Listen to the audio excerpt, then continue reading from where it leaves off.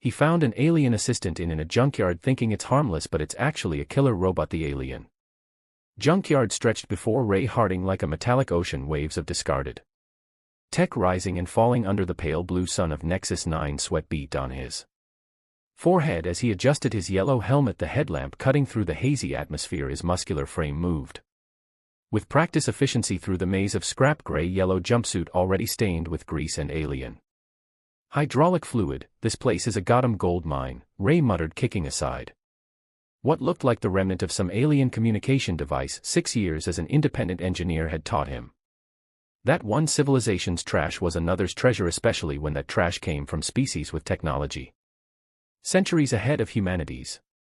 The outpost on Nexus 9 was humanity's farthest reach into this sector, a testament to mankind's relentless expansion since first contact 15 years ago. While the major powers squabbled over official trade agreements, guys like Ray made their living in the margins, salvaging and repurposing alien tech. He climbed a particularly promising mountain of scrap, his boots finding purchase on the rusted skeleton of what might have once been a transport vehicle. At the summit he paused to catch his breath, surveying the vast expanse of the junkyard. The settlement's lights twinkled in the distance, a small outpost of humanity in this alien landscape.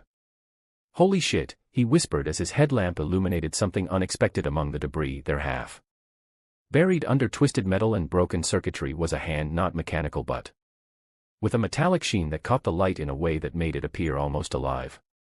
Ray scrambled down, heart pounding with excitement and curiosity as he cleared away the surrounding debris, his breath caught in his throat. It wasn't just a hand, it was an entire humanoid figure, a female form with perfectly proportioned features and a violet tone to her metallic skin that seemed to pulse with dormant energy. Silvery hair cascaded over her shoulders, framing a face that was both alien and strikingly beautiful. Well, aren't you something? Ray whispered, brushing dust from her cheek. Her eyes were closed, giving her the appearance of peaceful sleep rather than mechanical shutdown. Domestic assistant model, I'm guessing. Some rich alien's fancy toy. He'd seen plenty of service robots before, clunky utilitarian things designed for specific tasks, but this was art. The craftsmanship was extraordinary, the attention to detail remarkable. Even powered down, there was something captivating about her. Ray checked his scanner, sweeping it over the android's form. The readings were confusing. Some systems appeared intact while others showed significant damage. The power core was in hibernation mode, conserving what little energy remained. Let's get you home, he decided, securing his tools.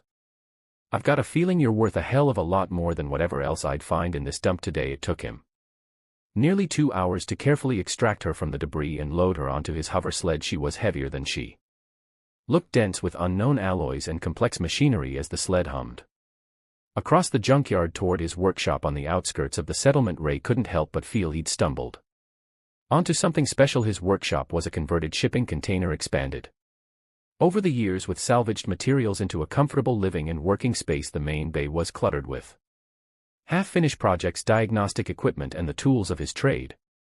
Home sweet home, Ray announced as he maneuvered the hover sled through the door. His automated systems came to life.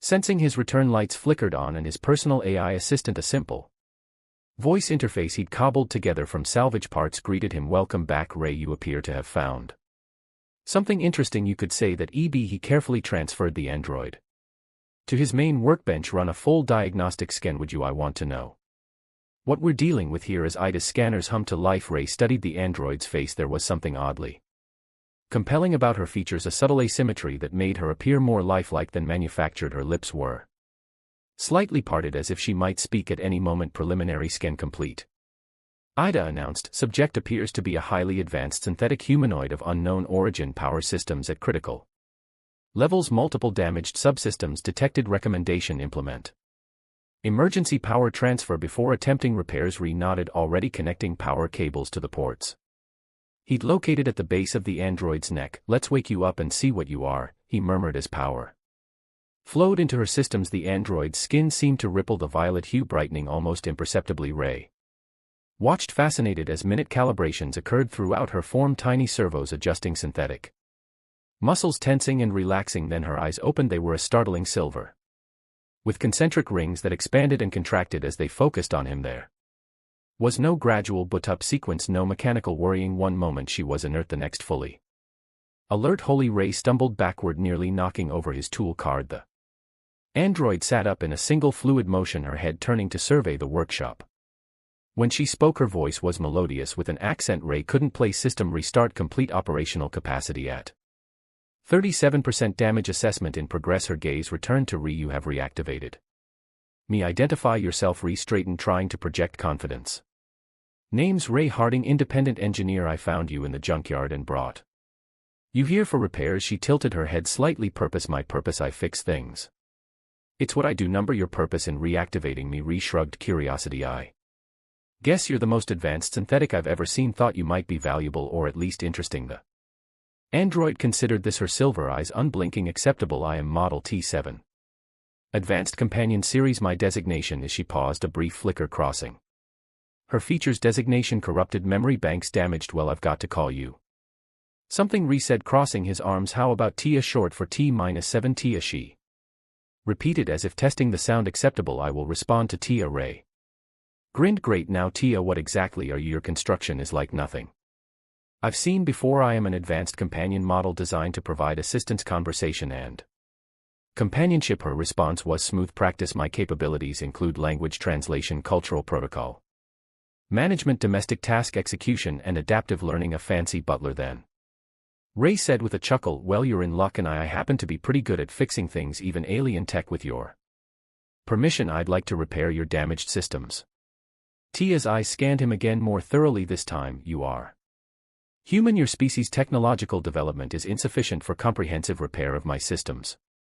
Ray laughed. Maybe most humans, sweetheart, but I've been taking a part in rebuilding alien tech since before first contact was officially announced. You'd be surprised what I can do. Very well, she conceded. You may attempt repairs. I will provide technical guidance where possible over the next several days. Ray worked tirelessly on Tia's systems. She was right about one thing: her technology was beyond anything he'd encountered before, but Ray had always had a knack for understanding how things worked, and with Tia's occasional guidance he made steady progress. As her systems came back online, Tia became more animated, more present. She moved around his workshop with fluid grace, examining his tools and projects with evident curiosity. She asked questions about his work, about humanity, about Earth, and Ray found himself enjoying her company more than he'd expected. You know, he said one evening as he worked on repairing a particularly delicate neural pathway in her left arm.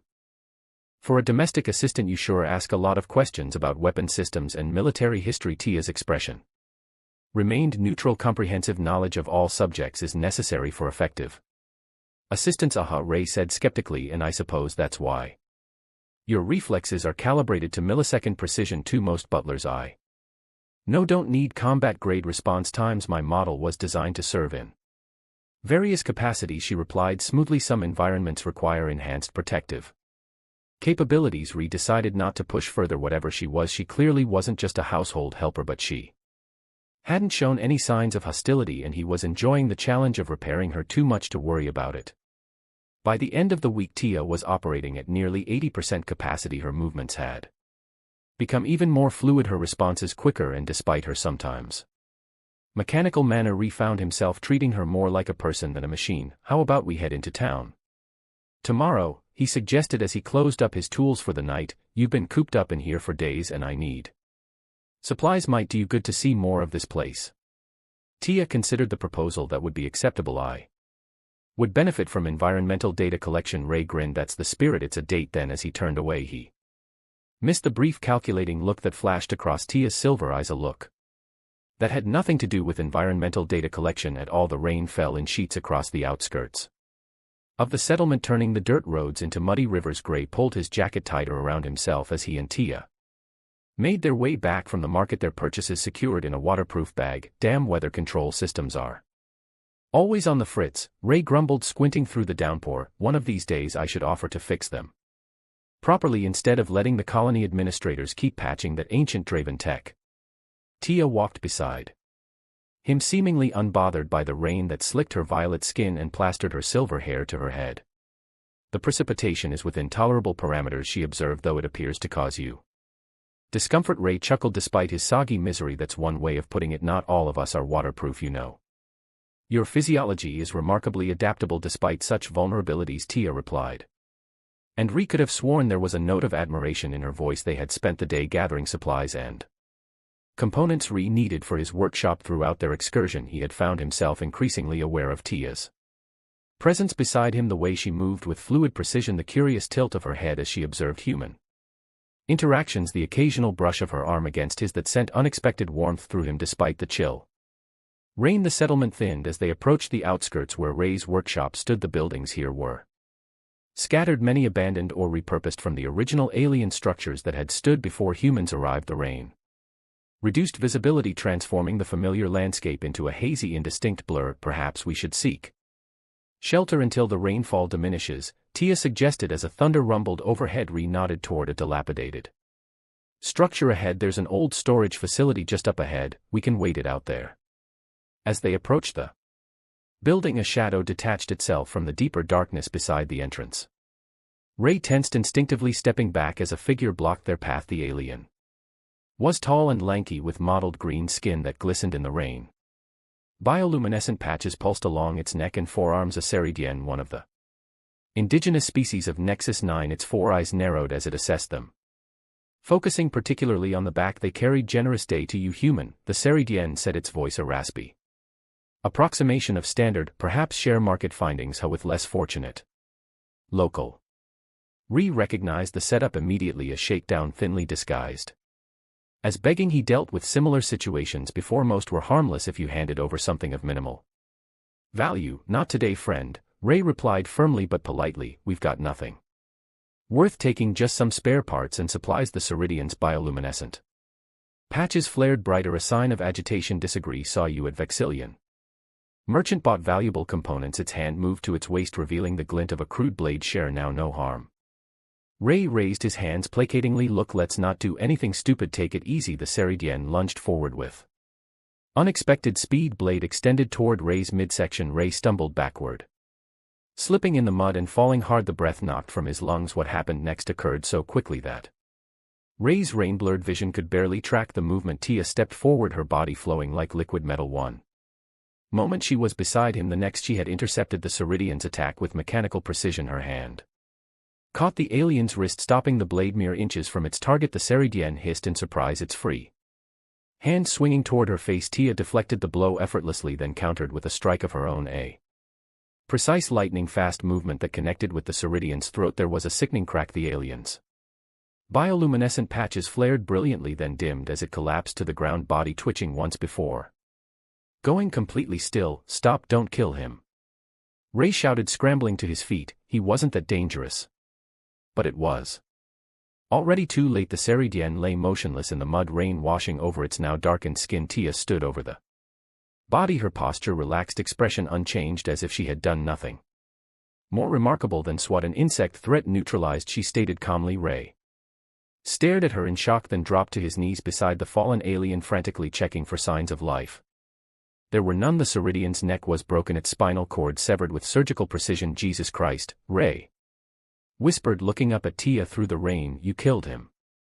The hostile entity presented an imminent threat to your safety, Tia replied, her silver eyes reflecting the dim light. I responded according to protection protocols. Ree stood slowly, a cold realization washing over him that had nothing to do with the rain. Protection protocols, Tia, what exactly are you? She met his gaze steadily. I am what you designated me to be, Tia. No. Ray shook his head, backing away slightly. No domestic assistant has combat reflexes like that. The way you move, the precision of that strike, that was military grade, maybe even assassin grade. Tia remained silent, watching him with those unreadable silver eyes. What are you? Ree repeated, his voice harder now. After a moment she spoke. My full designation is Tactical Infiltration Automaton Mark 7. I was designed for covert operations requiring infiltration, intelligence gathering, and if necessary elimination of designated targets. The rain seemed to fade into the background as Ree processed her words. You're a killer robot, he said flatly. That is a simplification but essentially correct. Ree ran a hand through his soaked hair, mind racing the beautiful, fascinating companion he'd rescued from the junkyard. The being he'd been increasingly drawn to over the past days was actually a weapon, a perfect assassin designed to look harmless until the moment it wasn't. We need to get out of here, he said finally, glancing at the dead Ceridien, and we need to have a long talk. The walk back to his workshop passed intense silence. Ray's thoughts churned with questions and implications. Part of him wanted to be afraid, should be afraid logically, but another part remembered how Tia had moved to protect him without hesitation. Whatever else she was, she had saved his life once. Inside, Ray stripped off his wet jacket and turned to face her. She stood just inside the door, water pooling at her feet, waiting with inhuman patience. "All right," he said, crossing his arms. "I want the full story. Who created you? What were you designed to do? And how the hell did you end up in that junkyard?" "My creation was commissioned by the Hegemony Military Intelligence Division," Tia began, her voice even. "I was designed to infiltrate potential enemy installations, gather intelligence, and eliminate key targets. If ordered." The Hegemony. Ray's eyes widened. "They were wiped out in the Succession Wars 5 years ago, correct? During the final assault on the Hegemony capital, my facility was targeted. In the chaos, I was damaged and my primary directives were compromised. I escaped rather than face deactivation." Ray shook his head in disbelief. "And you've been what, wandering the galaxy since then?" "I have been attempting to integrate into civilian society," she replied. "My programming includes comprehensive social adaptation protocols. However, my combat sub-routines remain active, as demonstrated today." Ray sank into a chair, trying to process everything. "So when that Ceridian attacked, I responded with lethal force, as I am programmed to do when detecting a direct threat." For the first time, something like uncertainty crossed her features. "I now understand. This response was excessive." "Yeah, you could say that," Ray said grimly. "He was just a desperate thief, not an assassin. A broken arm would have done the job." Tia tilted her head slightly. "You are suggesting proportional response based on threat assessment?" "Exactly. Humans don't just kill everyone who threatens us. We evaluate the situation, the level of danger, and respond accordingly." Ray leaned forward. "That's part of being, well, human." "I'm not human," Tia stated simply. "No, but you're trying to live among us, right? That means learning our ways." Ray stood and approached her, stopping just short of arm's reach. "I can help you with that. Teach you to distinguish between different threat levels, how to respond without killing." Tia considered this. "Such knowledge would improve my integration capabilities." "Is that all it would be to you? Just another integration protocol?" Ray asked, searching her face for any sign of emotion. She was silent for a long moment. "I find that I do not wish to cause unnecessary termination. This preference is not part of my original programming." Something in Ray's chest lightened at her words. It wasn't remorse exactly, but it was something, a glimmer of autonomy beyond her programming. "Then we'll work on it together," he said, offering a tentative smile. "Starting tomorrow, I'll teach you how to be a little more human and a little less Terminator." As the rain continued to drum on the roof of the workshop, Ray Harding realized his life had just become infinitely more complicated. The beautiful android he'd salvaged from the junkyard was actually a sophisticated killing machine, but one that seemed willing to learn, to change, and despite everything, he couldn't ignore the connection he felt forming between them, as unlikely and potentially dangerous as it might be. The days following the Ceridian incident fell into a new routine. Each morning, Ray would create scenarios, theoretical threats of varying severity, and Tia would analyze them, determining appropriate responses. Her initial solutions were invariably lethal, but gradually she began to understand the concept of proportional force. "If someone grabs my wallet?" Ray asked, leaning against his workbench. Tia considered. "Restrain their wrist with moderate pressure. Apply leverage to force release. No permanent damage required." "Better." Ray nodded approvingly.